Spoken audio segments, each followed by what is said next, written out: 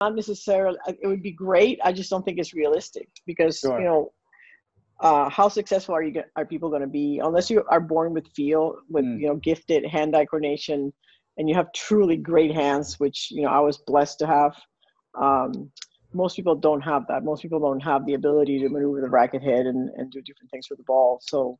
Um, so if you have that talent, absolutely. But I don't see that. I don't see that in this day and age of power tennis.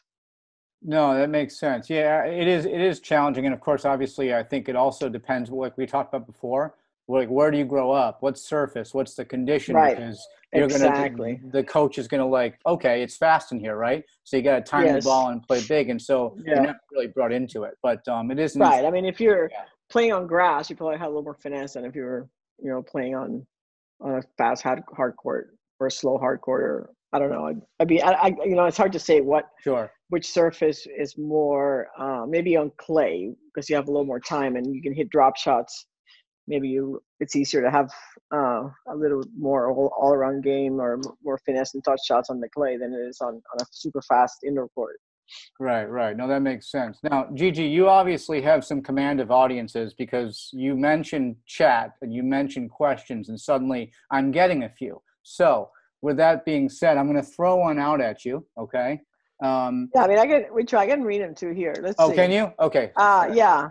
My view on Indians and Asians. Why do they do well in doubles and not singles? Well, that's a good question. I don't know. I don't think that has anything to do with them being Indians or Asians. I just think everybody has different talents, and Mm, and depending on what your talent is, and what gets developed at a young age, that's why what you shine in. I like the second one. If somebody started at 17, is it possible for them to make it to the pro? I would say absolutely no chance. um, not I to don't know. dispirit anybody right now who's out there No. that's 17, right? Stop Sorry. playing. Yeah. I mean, you could have a nice career, challenger career, probably. And Right. is that who asked that? Who asked that? Lonsi. Lancy Ellie? Is it Armita? I I don't see apologize Lonsi if here. I said that incorrectly Yeah, to I see that, but Armita's laughing, so I don't know if she yeah. asked that. Yeah. So it's just really hard because, in my generation, in my era, like I had a very unusual upbringing. I didn't really practice tennis every day Okay. until I went to college. But I was very gifted as a junior, and I won everything in Puerto Rico and on my category and two above. And then I would come to the States and do okay in the nationals. I won junior double nationals on the 12 and unders. But then when I turned pro, I didn't have that ground stroke base that I Mm, needed to sustain a rally long enough until I could get to the net. okay. So if you don't have that base, it's just really difficult. And then the other thing is like the USTA has done all this research, and they have determined that whatever your ground stroke, whatever your strokes look at puberty, that's how, like, basically how you're going to play for the rest of your life. Like whatever your swing path and your extension, and for the majority of the part, you develop your strokes before puberty. And once puberty hits, you're kind of just trying to get a little bit better with what you have, but you're not making major changes. So that doesn't really bode well if you start playing at 17, because basically you don't have that Mm. base. So not to discourage you, but I mean, if Not to you're, discourage. Yeah. it's a tough one, Yeah, very yeah. tough one. Let's So let's take one more question, and then I want to ask you about because we got 10 minutes, and I'm being told in the middle of my screen. And then I wanted to talk about the mental game because you and I talked about yeah, implementing that, and I think it's really important. So I believe there's a question, Gigi. What's your opinion on the importance? This is from Andres. What's the importance of giving more time to players to just Kugler. play and less time on training with the coach? I like that question. I mean, everything's a balance, right? And everybody's different. Some people need match play, some people don't need match play. A lot of times when I was playing, I used to not practice playing sets very often. Mm, In a week-long practice session or practice week, I might play one afternoon of match play, and the rest of the time I was developing my game. So it's just a player specific. So it's kind of hard to be general about that. I don't know. It depends on the player. Some players are born with that gift of understanding match situations, and some need to work on it. So I want to answer Andrea about Cabal and Farah. They're amazing. I watched them play Indian Wells, and I watched them play Wimbledon last year. They're just great doubles players. You know, they communicate well. They're very good with the fundamentals of doubles. They understand court positioning. They have great returns, great serves. They communicate very well with each other. You know, and there's never, if you're going to be a successful doubles team, you really have to like each other and know each other well, and they seem to have that. So yeah, you're invited to play doubles against another legend and a current WTA pro. Who's AJ? Where are you? He's inviting me to play doubles? No, I'm done playing. No, I'm done playing. I know. I've done that dance. Okay. Yes, and I know I would be a good coach. Thank you for the compliment. It's just that I have 10-year-old twins. Come here, Carson. I have 10-year-old kids, or actually they're 11. So here's my son. How are you? So, you know, to be a coach of professional tennis players, your life becomes about them, and you have to travel 40 weeks out of the year. And I just didn't want to leave my kids, which is really why I started coaching adults, because adults play in the morning when my kids were in school. So it really worked well. So in the with time not being on our side, we only have about 8 minutes or plus left. I wanted to get your answer to one more question and go into the mental game, because I really want to touch on that. Would you choose Barty, Bianca, Serena? I'm interested in that question. So, I mean, you know, I got slack the other day because I chose Coco Gauff over Serena.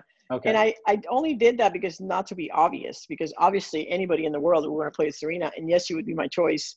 But when I was asked who would I want to play doubles with, I thought that I could be more helpful to Coco, and kind of help her get to the next level, where Serena, we would be guaranteed a win, right? So, these three, not to be boring and say Serena, I think Barty, you know, she's an amazing player, obviously all around. I mean, you pick 3 of the best players in the world for my partners. So with any of those, I would do well. Yeah, you kind of can't lose, right? Yeah.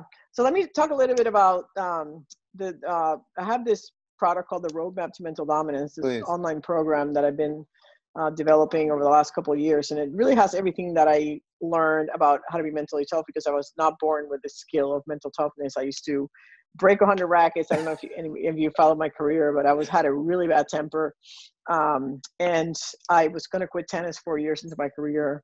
And then I met Jim Loehr, who's a very famous sports psychologist, and he changed my life. And the skills that he taught me helped me win my first Grand Slam, which was the '88 US Open.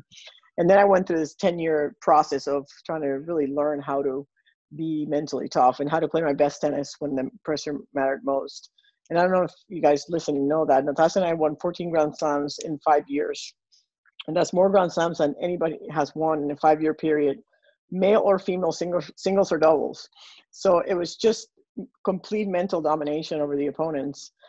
We weren't the best players in the world, because at the time, singles players played doubles, like Martina Navratilova, Martina Hingis, Lindsay Davenport, Jana Novotná, even Steffi Graf. These players played doubles. So we beat the best in the world because we knew doubles better and because we were mentally tougher. So I have this product at the Roadmap to Mental Dominance. And I have some pretty good specials going on. So if any of you are working with juniors or are working on your games yourself, it's really everything that I did to become one of the most mentally tough competitors on the WTA tour. So check it out. Gigi Fernandez Tennis is my website, gigifernandeztennis.com. I send out a free tip the first day of each month if you join the list. And then if you do that, then you'll kind of hear about other things I'm doing. I travel around the country doing camps and clinics. It looks like we have people from all over the world here. Yeah, good. India, Dubai, pretty cool. So yeah, I don't know if I'll be to Dubai anytime soon, but but yeah, give me a reason to come there, and I'll go someday. There you go. Yes, actually, you bring up a good point. Thank you, everybody from around the world, for taking part in all the different time zones. I appreciate that. I'm sure Gigi does as well.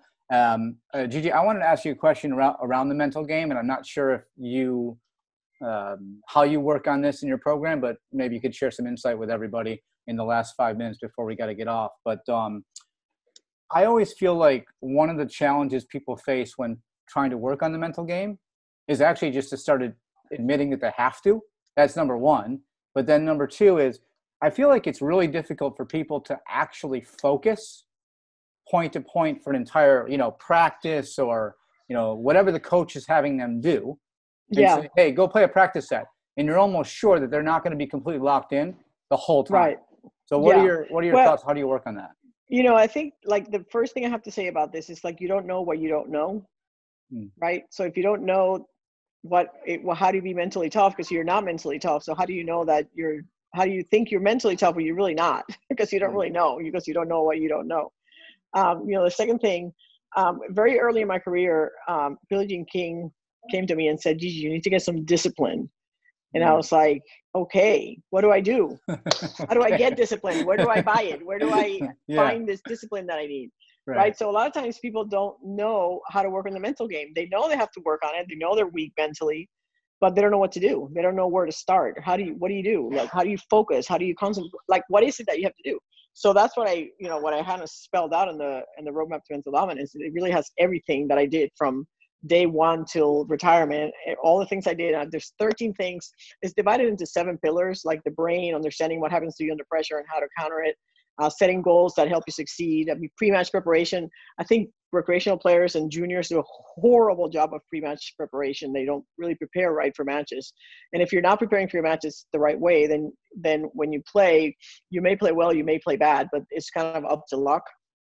So preparing right is super important. And there's a match mentality, which is based on you and your opponent, like who's better, who's worse, when do you take chances, when do you play it safe, whatnot. And then the next one's what I call the crave sequence, which is what you do in between points. We have a lot of time in between points, and 85% of the time we're playing tennis, we're not at a point. Then there's trigger words. If you don't have trigger words, you can't play tennis well. And then there's 13 things in the mental toolkit. So things that you do, actually 6 of them are off court and 7 of them are on the court while you're playing to help you. So I just think people don't really know how to work on the mental game. They know they have to, and they just don't know where to start. So that's why I kind of put this program together. And I see that we have less than a minute. So if you want to wrap it up. Yeah, no, it's great. Well, look, on behalf of everybody who, number one, took the time to register and obviously took time out of their day to come on, thank you very much. And as importantly, and most importantly, Gigi, thank you so much for your time. Thanks for the insight, the stories. And guys, hope everybody remember Gigi's thing about the mental game. Chime in, inquire. I'm going to type it here, roadmap. There you go. To mentaldominance.com. And the other one is Gigi Fernandez Tennis. Perfect. Yeah, so both of those will get you what you need. But join my list. I send, I don't send that many emails unless I'm selling something, but I do send some free tips and kind of let you know what I'm up to. So hopefully everybody's staying safe. Yeah. And we'll all get back on the court soon. If you're not already opening your countries, I hope they're on the way to opening and the life goes back to normal sooner rather than later. Yes, agree. Same sentiments. Right. Thank you, everybody. Stay safe. And they appreciate it. You. My pleasure. Take care. Have a great day. Bye-bye. Bye. Bye, everybody.